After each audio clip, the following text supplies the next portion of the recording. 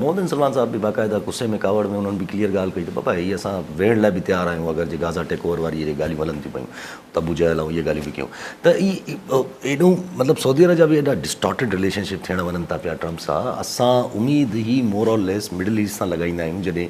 ख़ासि करके अमेरिका खे डील करिणो हूंदो आहे त हे बि त कम त हेॾे बि ख़राबु। मूं त इहो बयानु न पढ़ियो आहे, तव्हां पढ़ियो आहे? मूं छो कोन्हे ॻाल्हायो भई। अच्छा, तव्हां ॿुधो आहे ट्रम्प खे त चए थो त अगरि ट्रम्प खे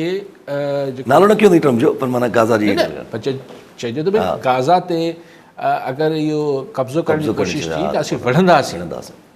हाणे मोहम्मद सऊदी बादशाह जेको आहे उहो विढ़ण जी ॻाल्हि करे ऐं इस्लामिक हिस्ट्री मां अबू जहल जो मिसाल ॾे त असीं हुन सां विढ़ियासीं त माना हाणे सीधी तरह या नितिन याहू खे अबू जहल चए पियो या हुनखे चए पियो ट्रम्प खे, त ज़ाहिर उन्हनि खे ट्रम्प खे बि केरु तर्जुमो करे त ॿुधाईंदो त हीउ चए छा पियो। ट्रम्प बेसिकली सॼी दुनिया जो न्यू ऑर्डर ठाहिणु वञे पियो। अगरि ही 4 साल ईअं हलियो त डेली का नई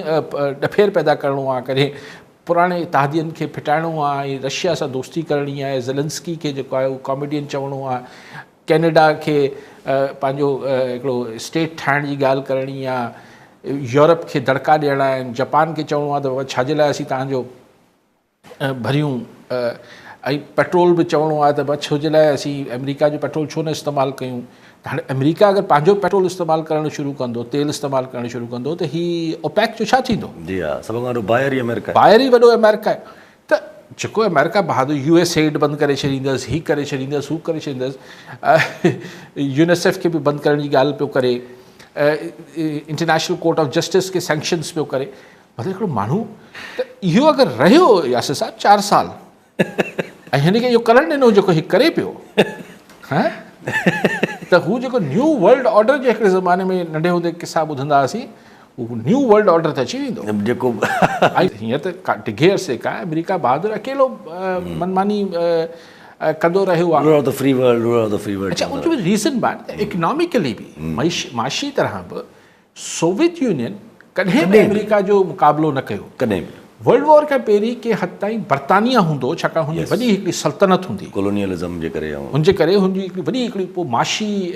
सघ बि हुई। आफ्टर बर्तानिया, आफ्टर वर्ल्ड वॉर 2 त केरु हाणे जेको हुनखे मोह ॾिए पियो चाइना पियो ॾिए, जो वेझो वञी पहुतो आहे, जंहिंजी परेशानी बेसिकली अमेरिकन्स खे थियणु खपे। पर ट्रम्प जेको कुझु करे पियो उहो त ईअं लॻे पियो त पंहिंजी हिकिड़ी कंपनी हलाए पियो त बाबा हिते नुक़सानु पियो थिए, हीअ आइटम बंदि करे छॾियो, हिते फ़ाइदो पियो थिए, हिते वधाए, कारोबारी माण्हू कंदा आहिनि। अमेरिका जो सदर थी वियो आहे, सदर थी